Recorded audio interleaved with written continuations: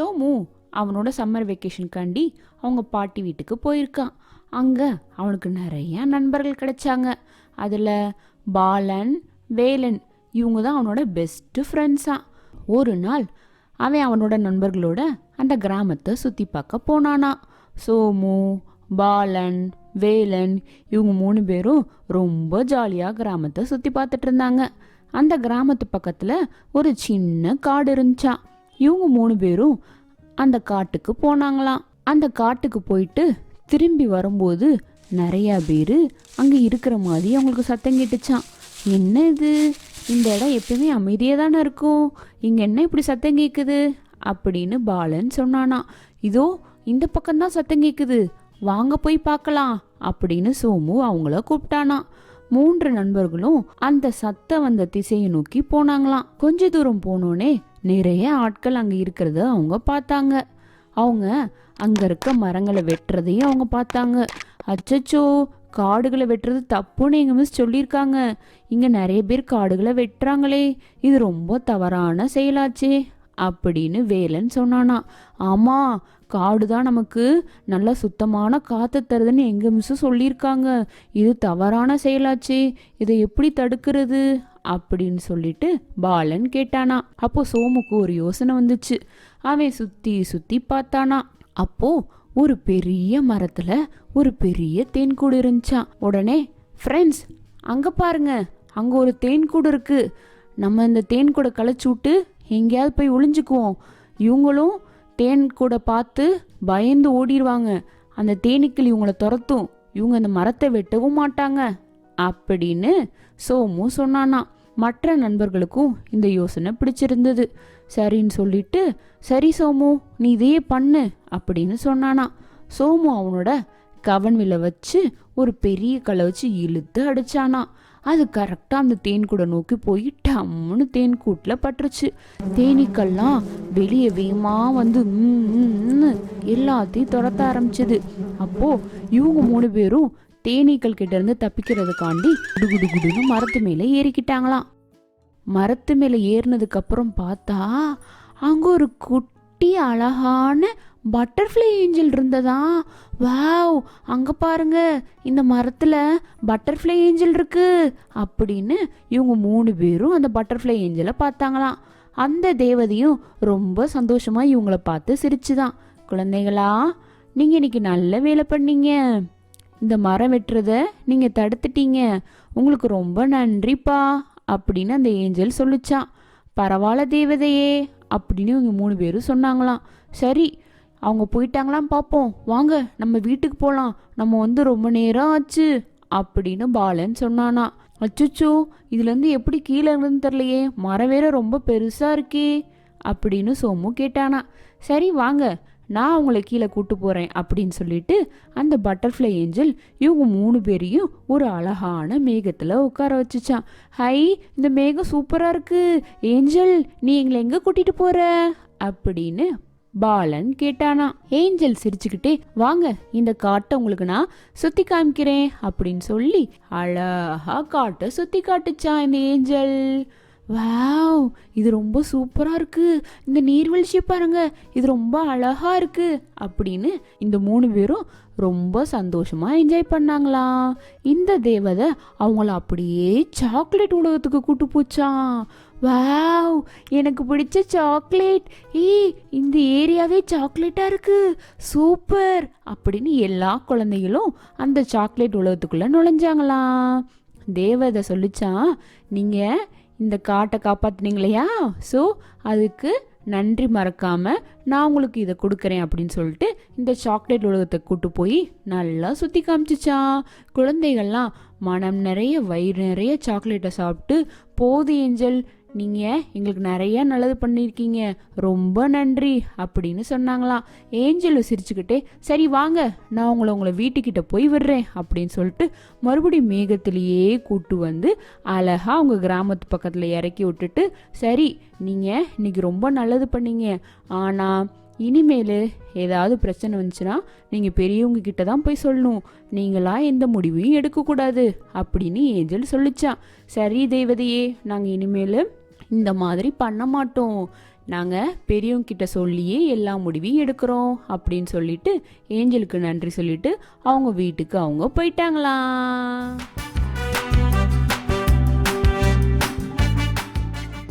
சோமு அவனோட சம்மர் வெக்கேஷனுக்கு இந்த தடவை அவனோட பாட்டி வீட்டுக்கு போனான்.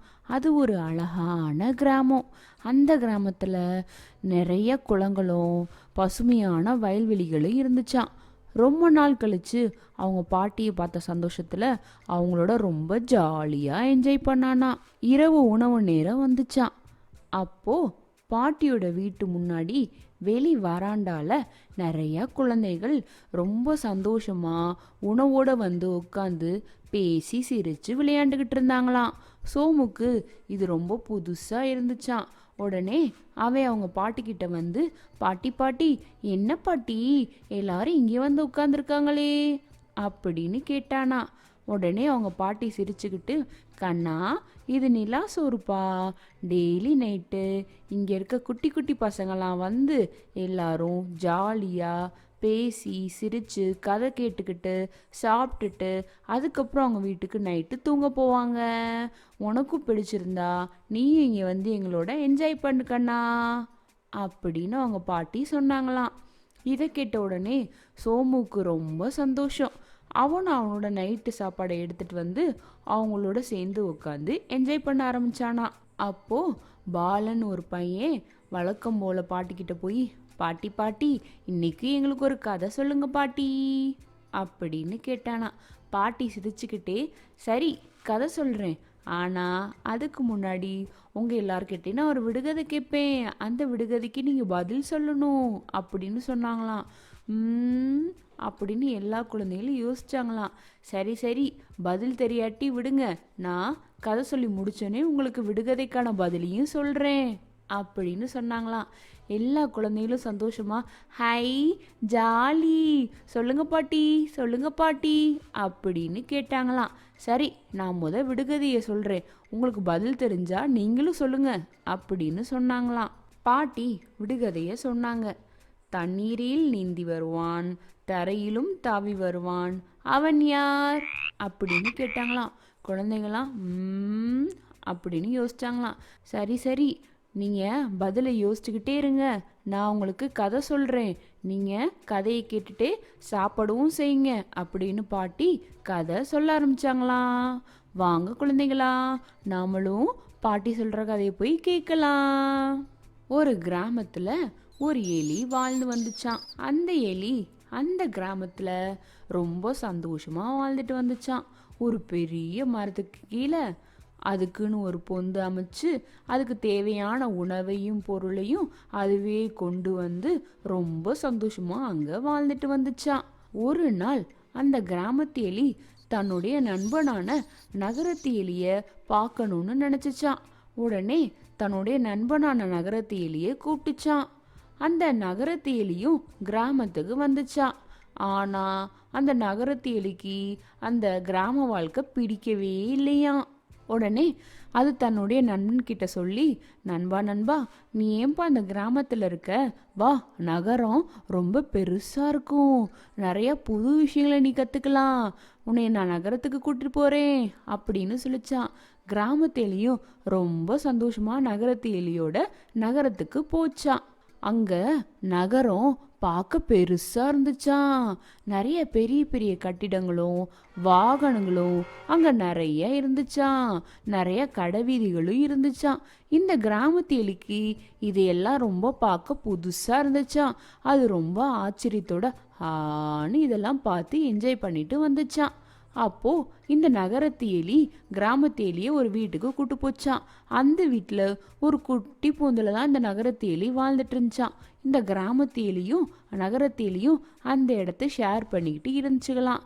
அப்போ கிராமத்து எலி நகரத்து எலி கிட்ட கேட்டுச்சான், நண்பா எனக்கு பசிக்குதுப்பா அப்படின்னு சொல்லிச்சான். சரி வா நண்பா, நான் உனக்கு சாப்பாடு இருக்கிற இடத்துக்கு கூட்டிட்டு போறேன் அப்படின்னு இந்த நகரத்து எலி கிராமத்து எலியை ஒரு ரூம்க்கு கூட்டு போச்சான். அந்த ரூம்ல இனிப்புகள் சீஸ்கள் இன்னும் நிறைய உணவு வகைகளும் இருந்துச்சான். இதெல்லாம் கிராமத்து எலிக்கு ரொம்ப ஆச்சரியமா இருந்துச்சான். சரி நண்பா சாப்பிடு அப்படின்னு இந்த நகரத்தேலி கிராமத்தேலியை பார்த்து சொல்லிச்சான். உடனே இந்த கிராமத்தேலியும் ரொம்ப சந்தோஷமா அந்த சாப்பாடை சாப்பிட ஆரம்பிச்சிச்சான். கொஞ்ச நேரத்துல அந்த ரூமோட கதவை யாரோ திறந்து உள்ள வந்தாங்களாம். உடனே இந்த நகரத்தேலி நண்பா நண்பா ஓடி போய் ஒளிஞ்சுக்கோ அப்படின்னு சொல்லிச்சான். இந்த கிராமத்திலையும் குடுகுடுன்னு ஓடி போய் ஒரு இடத்துல ஒளிஞ்சுக்கிச்சான். கொஞ்ச நேரம் கழிச்சு நண்பா இப்போ வா, இப்போ வந்து சாப்பிடு அப்படின்னு சொல்லிச்சான். சரின்னு சொல்லிட்டு இந்த கிராமத்தேலி சாப்பிட்டுச்சான். மறுபடியும் கொஞ்ச நேரம் கழிச்சு நண்பா நண்பா ஓடி போய் ஒளிஞ்சுக்கோ அப்படின்னு இந்த நகரத்தேலி சொல்லிச்சான். இதே மாதிரி 2-3 தடவை நடந்துச்சான். திடீர்னு ஒரு தடவை எங்கிருந்து ஒரு பூனை வந்து இந்த கிராமத்தேலியும் நகரத்தேலியும் துரத்த ஆரம்பிச்சிருச்சான். இந்த கிராமத்தேலி ரொம்ப பயந்து போயிடுச்சு. குடு குடு குடு குடுன்னு அங்கிட்டும் இங்கிட்டும் ஓடிச்சு. அப்பாடி அப்படின்னு பூனைக்கிட்ட இருந்து தப்பிச்சு அது நகரத்தேலியோட பொந்து வீட்டுக்குள்ளே போயிருச்சான். போனோடனே அதுக்கு ரொம்ப பயம் வந்துடுச்சு.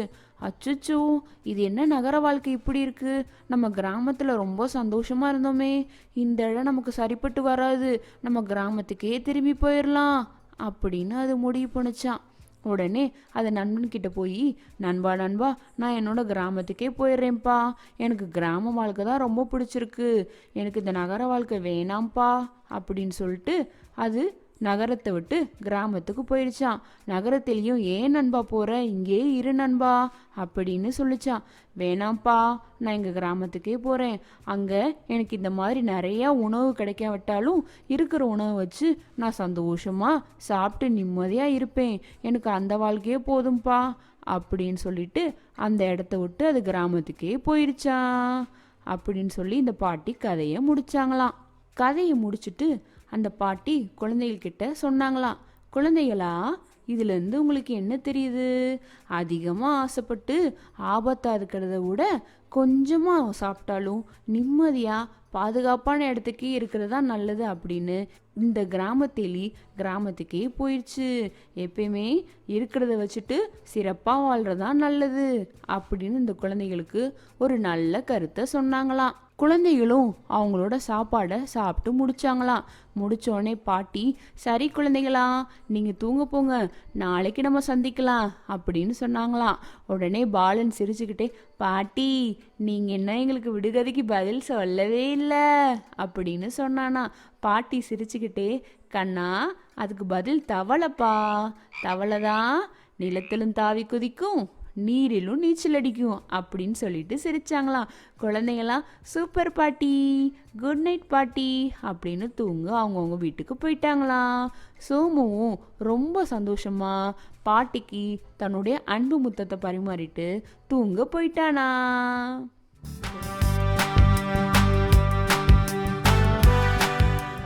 நம்ம சோமு பையன் அவனோட சம்மர் வெக்கேஷனுக்கு அவங்க பாட்டி வீட்டுக்கு போயிருக்கான். அங்கே ஒரு நைட்டு ஃபுல்லாக ஜாலியாக என் ஃப்ரெண்ட்ஸோட கதை கேட்டுக்கிட்டு விளையாண்டுட்டு சூப்பராக என்ஜாய் பண்ணிட்டு இருந்தான்.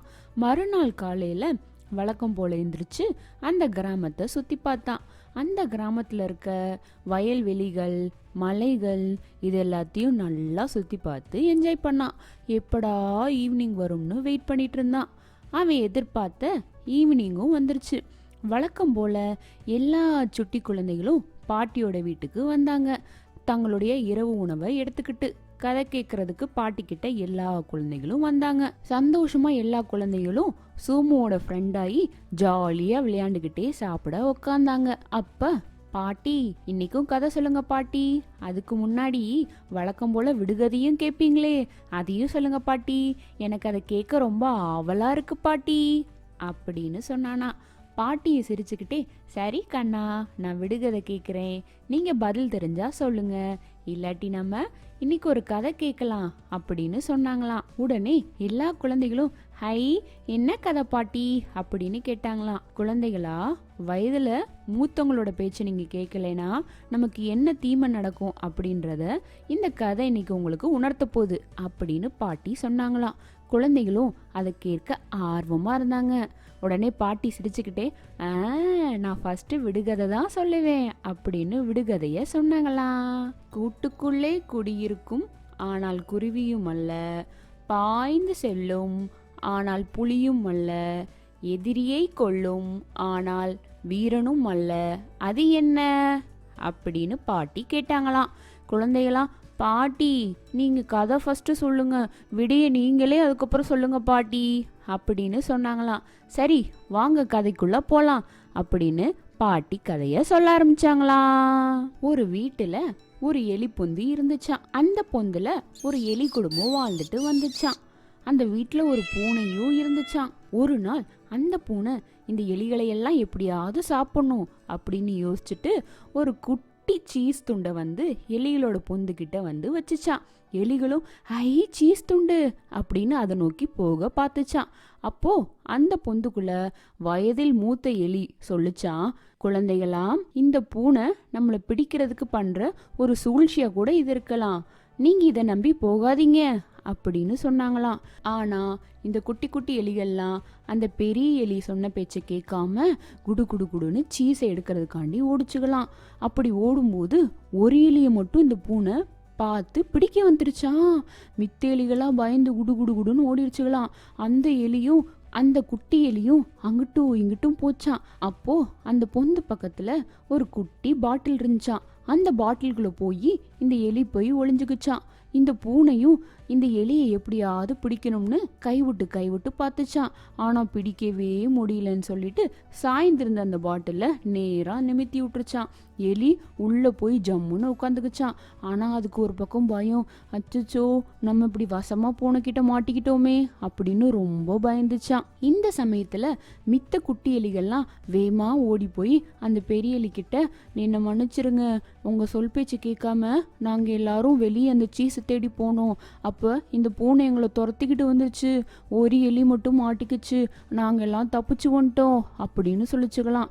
அந்த பெரிய எலியும் இப்படியாவது இந்த எலியை காப்பாத்தி ஆகணுமே அப்படின்னு ஒரு யோசனையோட வெளியே வந்துச்சான். அந்த சமயத்துல இந்த பூனையும் எப்படியாவது இந்த எலியை நம்ம சாப்பிட்டே ஆகணும்னு சொல்லிட்டு, சரி ஏதாவது குச்சி எடுத்துட்டு இந்த எலியை வெளியே கொண்டு வருவோம், அதுக்கப்புறம் நம்ம அதை சாப்பிடலாம் அப்படின்னு ஒரு குச்சியை தேடி வெளியே போச்சான்.